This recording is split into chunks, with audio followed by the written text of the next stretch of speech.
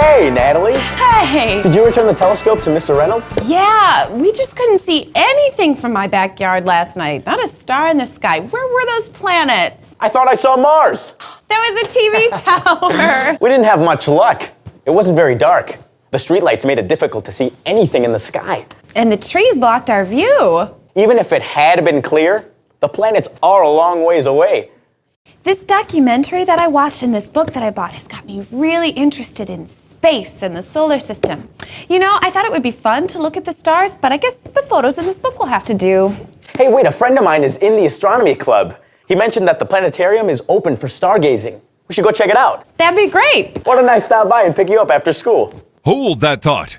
Will Natalie's interest in space leave her starry-eyed? Will Turner ever get a glimpse of the red planet? Join the knowledge seekers as they look to the sky and observe problem solution text structure in this episode of Thinking Aloud.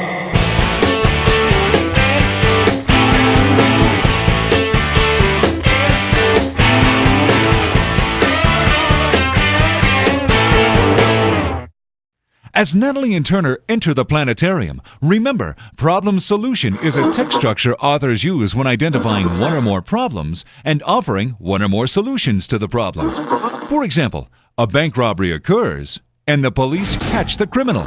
A new disease is discovered, and researchers find a cure. A variation of this structure is the question-answer format, in which the author poses a question and then answers it.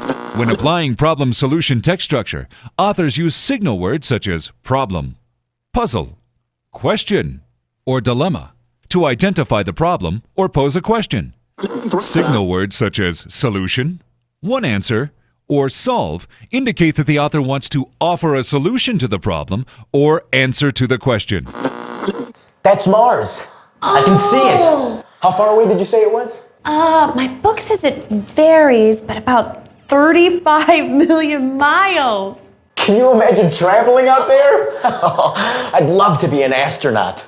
Flying to the moon, walking in space. You could live on the space station. I don't know about that. It'd be a little strange floating around for months at a time. I saw something about space travel in the table of contents.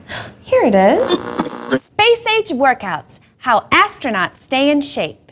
In space, an astronaut glides, floats, and turns effortlessly, free from the continual pull of gravity on Earth. But did you know that moving about so easily is actually hard on the human body? In microgravity, there's no resistance, and that's a problem. Without resistance, astronauts can quickly become weak because of bone and muscle loss. Astronauts who spend months in space, such as International Space Station crews, are even more at risk. Researchers have found the solution to this problem is old-fashioned but space-friendly exercise. Astronauts work up a sweat 2 to 3 hours a day using equipment specially designed for microgravity. Astronauts pedal stationary cycles called ergometers. These machines can track heart rate and measure how hard the astronaut is exercising. Walking is one of the best exercises for keeping bones and muscles in good condition on Earth and in space. A treadmill provides a convenient way for astronauts to log miles. Astronauts wear harnesses in order to stay on the treadmill, not float above it. Strength training helps prevent bone and muscle loss too. Instead of powerlifting with heavy weights, astronauts exercise with elastic bands attached to pulleys to get the resistance their bones and muscles need.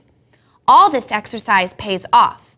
Astronauts stay strong and healthy while in space. They enjoy a smoother return to Earth and its gravity too. Don't get lost in space. Watch how Natalie slows down her thinking as she reads to identify problem-solution text structure and creates a graphic organizer to clarify her thinking.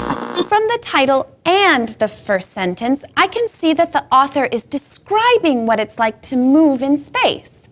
Then I see the question, but did you know? The signal word but and the question-answer format help me to understand that the author is using problem-solution text structure. I'm thinking that I should find the problem stated here somewhere. Oh, there's the signal word problem. This helps me to understand that the problem for astronauts is that there is no resistance in microgravity. I realize the author is providing evidence when I read the next sentence. I notice the signal word because that authors use when they want to explain why something happens. Without resistance, astronauts become weak when they experience bone and muscle loss. That'd be bad. When there's a problem, there has to be a solution.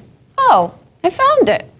The signal word solution helps me to understand how the astronauts solve their problem of no resistance in microgravity. Exercise, in the form of pedaling, walking, and strength training keeps astronauts' bones and muscles strong and healthy, which are the results of all that exercise. I like working out, but 3 hours a day pedaling a bike? I don't know about that. That's a lot. Coming here was a good idea. We couldn't see any of the planets from my backyard. I know. Between the street lights, the trees blocking the view, and the planets being so far away, it's impossible to see anything. Here, it's always dark, there's an open sky, and the planetarium makes everything seem a lot closer. You can even see the Milky Way. When you wish upon a star.